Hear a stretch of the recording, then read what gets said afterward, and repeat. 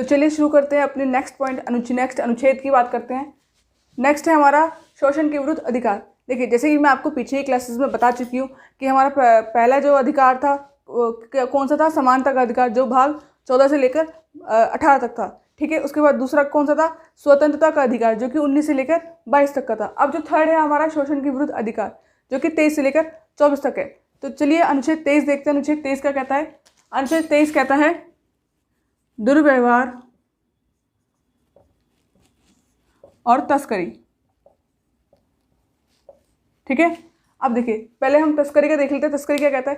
देखिए, तस्करी में क्या होता है कि अगर जैसे किसी व्यक्ति को, जैसे छोटे बच्चों को हम छोटे से अगर उससे चुरा ले, उसको चोरी करके उसको आगे कहीं बेच दे या फिर उसको आगे कोई उससे कुछ गलत काम करवाए, तो वो क्या एक तरह की तस्करी है, एक तरीके का उसको शोषण है जो कि हम उसकी ज़िंदगी के साथ कर रहे हैं। ठीक है, जैसे कि अगर मान लीजिए आपने कोई किसी ने छोटे से बच्चे को चुरा लिया, या उसको फिर अब सड़क पे क्या करवाते हैं, छोटे बच्चों से भीख ही मंगवाते हैं। तो अब वो छोटे बच्चे से क्या करेंगे, भीख मंगवाएंगे, उनसे ज़बरदस्ती काम करवाएंगे, या कोई फैक्ट्री में लगवा देंगे कि तुम ये काम करो ज़बरदस्ती। ठीक है, तो अब जैसे किसी बच्चे को भीख मंगवाने के लिए छोड़ दिया। अब मान लीजिए कि एक ने भी 10 रुपये दिया आज के टाइम में, अगर 100 लोग भी उससे मिले, 100 ने भी उसे अगर 10-10 रुपये से करके दिए, एक दिन के कितने हो गए, 1000 रुपये, 30 दिन के 30,000 रुपये। देखिए, इतना छोटा सा बच्चा ऐसे 30,000 रुपये करके दे रहा है, तो उसके लिए तो फ़ायदा ही ना, जो उसने उसके लिए चोरी किया था उसको तो फ़ायदा ही मिल रहा है कि मुझे बच्चे से 30,000 रुपये मिल रहे हैं, इतने से बच्चे से। तो वो क्या एक तरह से शोषण है उसका, जो कि संविधान के खिलाफ है ये। लेकिन उसे ऐसा नहीं करना चाहिए। अगर वो पकड़ा जाता है ऐसे, तो उसे अपराधी माना जाएगा, उसको उसके लिए दंड भी दिया जाएगा। तो ये क्या एक तरह से उसकी तस्करी, उसका दुर्व्यवहार है ये। अब दुर्व्यवहार कैसे, मतलब अगर किसी बच्चे को छोटे से ही उसी काम में झोंक दिया जाए कि अगर तुम्हें भिखारी बना दिया जाए उसे, अब वो क्या करेगा, जब वो भिखारी बन जाएगा तो उसे ऐसे करते करते वो बड़ा हो जाएगा। अब उसे क्या आदत लग जाएगी, सिर्फ मांगने की आदत लग जाएगी। वो अपने लिए अपनी तरफ से कुछ मेहनत तो करेगा ही नहीं, अपनी तरफ से एफर्ट्स डालेगा ही नहीं कुछ करने के लिए, कुछ पाने के लिए। उसको क्या सिर्फ इसी चीज़ की आदत लग जाएगी कि मुझे जो भी करना है भीख मांग के करना है, किसी सामने गिड़गिड़ा के करना है, तो वो ऐसे ही करेगा। तो क्या उससे उसकी पूरी ज़िंदगी ही खराब हो जाएगी। तो ये क्या एक तरह से उसके साथ शोषण है कि उसने उस बच्चे को कुछ समय के लिए नहीं चुराया, उसकी पूरी ज़िंदगी ही बर्बाद कर दी, पूरी ज़िंदगी का ही उसने उसका ख़त्म कर दिया कि अब वो सिर्फ एक ऐसे ही बन के रह जाएगा। क्यों? क्योंकि वो उसके कल्चर में आ जाएगा। अब आपने देखा नहीं होगा, जैसे शुरुआत से एक बच्चे को अगर जीन्स पैंट पहनाया जाए, तो अगर एकदम से उसे हम कहेंगे कि तुम अब लुंगी पहनो, तो उसको कितना अजीब लगेगा, खुद को ही अनकंफर्टेबल लगेगा कि मैं क्या पहन रहा हूँ। तो वैसे ही उसके साथ है, उस बच्चे के साथ है कि अगर शुरू से ही उसे भिखारी की तरह ट्रीट किया जाएगा, उससे भीख मंगवाई जाएगी, उससे गलत काम करवाए जाएंगे, तो उसके कल्चर में आ जाएगा एक तरह से। तो उसी के अकॉर्डिंग अपना सारा काम करेगा, उसी की तरह सब कुछ करेगा वो। ठीक है, अगला है हमारा बेगारी या बंधुत्व। अब देखिए, इसमें है बंधुत्व। पहले हम बंधुत्व को देख लेते हैं, दोनों ही देखेंगे। पहले बंधुत्व देख लेते हैं, बंधुत्व क्या कहता है। अब देखिए, बंधुत्व का मतलब है एक तरह से हम समझ सकते हैं। अब मान लीजिए कि गरीब किसान है, ठीक है, अब उसने किसी एक साहूकार से जाके बोला कि मालिक मुझे 10,000 की ज़रूरत है, आप मुझे अभी दे दीजिए, मैं आपको अगले साल तक लौटा दूंगा।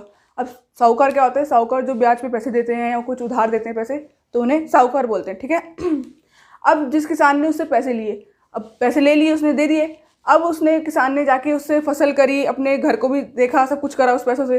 तो अब क्या हुआ, उस फसल की क्या हुई, अच्छे से फसल नहीं हुई, अच्छे से मतलब कि या तो उसकी फसल को कोई जानवर खा गया, या बाढ़ आ गई, या बारिश बिल्कुल भी नहीं आई, बिल्कुल सूखा पड़ गया उसकी ज़मीन में फसल करी। तो क्या हो गया, अब उसे हो गया नुकसान।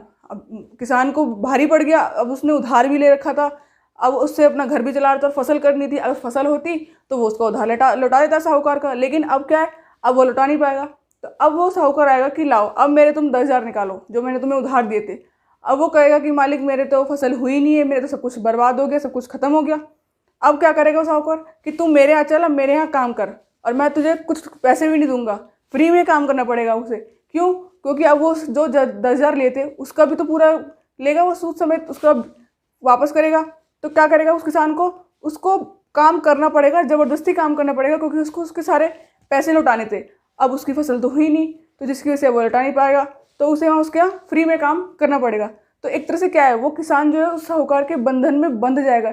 इससे बंधुत्व से ही है बंधन की, मतलब उसके बंधन में बंध गया कि अब उसे उसकी बात माननी पड़ेगी, उसका कहा गया काम उसे करना पड़ेगा। इसी से है बेगारी।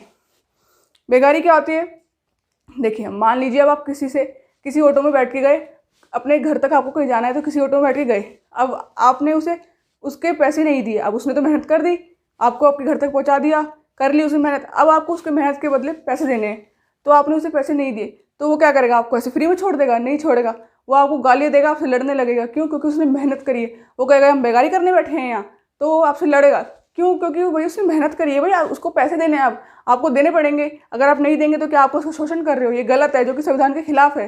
तो क्या है? बेगारी मतलब आप किसी से ज़बरदस्ती काम नहीं करा सकते। आप ज़बरदस्ती कह के ये नहीं कह सकते कि अब जा, हम तुम्हारे पैसे नहीं दे रहे, हमने तुमसे काम करा लिया। तो ये क्या है? ये शोषण है, ये इसके संविधान के खिलाफ है। अगर आप ऐसे करते पकड़े गए तो आपको अपराधी मान लिया जाएगा, तो बच के रहिएगा, ठीक है? ऐसे काम करना मत बिल्कुल भी। तो अब देखते हैं तीसरा है बलात्श्रम। बलात्श्रम में अब देखिए, आप किसी भी व्यक्ति से ज़बरदस्ती काम नहीं करा सकते। अगर वो नहीं करना चाहता तो, अगर वो कर रहा है तो ठीक है, नहीं करना चाहता तो आप उससे किसी से भी ज़बरदस्ती उससे काम नहीं करा सकते। कि जैसे कि अब मान लीजिए एक इंसान से आपने, कोई आपके यहाँ काम कर रहा है, तो वो सुबह से शाम तक काम करता है। उसने कुछ दिन क्या करा, सिर्फ सुबह से लेकर दिन तक का ही काम करा। तो अब वो कह रहा है कि मालिक हमने सिर्फ इतना ही होगा, आज आगे नहीं कर पाएंगे, हम इतना ही दिन तक ही होगा, आगे हमसे नहीं हो रहा, हम बहुत थक गए हैं। तो आप उनसे ये नहीं कि ज़बरदस्ती नहीं कह सकते कि नहीं तुम्हें तो करना पड़ेगा, तुम नहीं करोगे तो हम तुम्हारे पैसे ही नहीं देंगे। आप ऐसे नहीं कर सकते कि आप उससे ज़बरदस्ती तो कर रहे हैं, उसको शोषण ही तो कर रहे हैं। उसे नहीं हो रहा फिर भी आप कह रहे हैं कि उसे करो करो करो, तो ये गलत है। तो ये क्या है? आप संविधान के खिलाफ जा रहे हो, तो आप ऐसा नहीं कर सकते, ठीक है? ये था हमारा अनुच्छेद 23। अगला है अनुच्छेद 24, ठीक है? अनुच्छेद 24 देखते हैं। अब देखिए अनुच्छेद 24 का कहता है,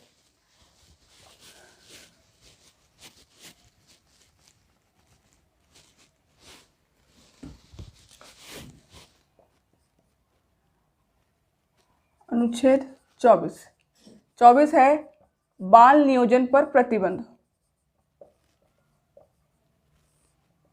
नियोजन पर प्रतिबंध। अब देखिए इसमें ये कहता है, नियोजन से मतलब है कोई नौकरी, ठीक है?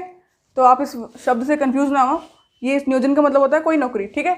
अब देखिए इसमें क्या कहता है कि 14 उम्र से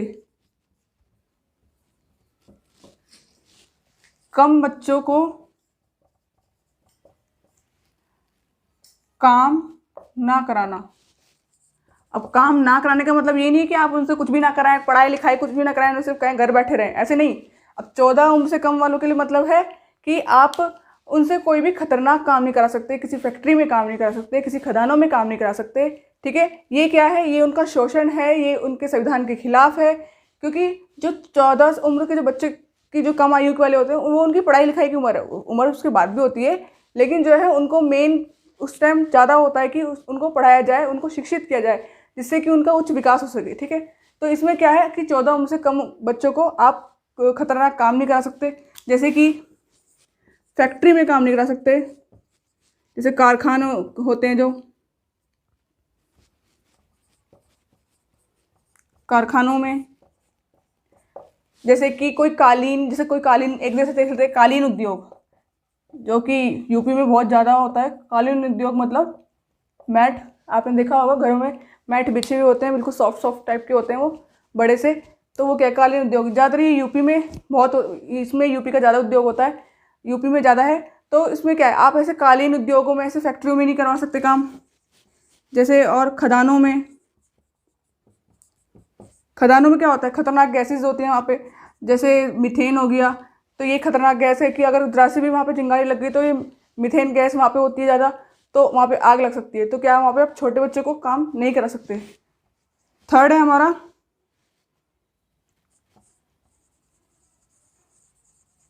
खतरनाक काम है, जैसे पटाखों में, छोटे बच्चों से आप पटाखों में काम नहीं करा सकते। तो क्या है, अगर आप जैसे उनसे ये सब काम कराओगे, तो उनकी जो इच्छा है वो पढ़ाई में ना रह के इन सब कामों में लग जाएगी, जिससे भारत का भविष्य भी आगे खतरे में आ सकता है। तो ये क्या है, ये जो पॉइंट्स हैं, यही बताते हैं कि 14 उम्र से जो कम उम्र के बच्चे जो होते हैं, उनसे आप ऐसे ऐसे काम नहीं करा सकते, क्योंकि ये सब उनकी बढ़ती हुई जो उम्र होती है, इसमें उनको पढ़ाई लिखाई की जरूरत होती है। अगर वो ये सब काम करेंगे तो वो इन सब कामों में ढल जाएंगे, पढ़ाई लिखाई को छोड़ के वो ये सब करने लग जाएंगे। अब इन्हीं में लगे रहेंगे तो फिर अपना ज़्यादा विकास नहीं कर पाएंगे, ज़्यादा अच्छे नहीं बन पाएंगे, अपने भविष्य को ज़्यादा बेहतर नहीं बना पाएंगे, और साथ ही साथ देश का भी भविष्य खतरे में आएगा ऐसे। तो ये क्या है, ये एक तरह से शोषण है। अगर किसी बच्चे से ये सब काम कराए जाते हैं, जैसे फैक्ट्रियों में या पटाखों में या खतरनाक कामों में, खतरनाक गैसेज में अगर बच्चों को लगाया जाता है, तो वो क्या है, एक तरह से उनका शोषण है, जो कि संविधान के खिलाफ है। ठीक है, ये थे हमारे अनुच्छेद 24। आई होप कि आपको ये मेरे सारे अनुच्छेद समझ में आए हों। तब तक के लिए बने रहिए, स्टे कनेक्टेड।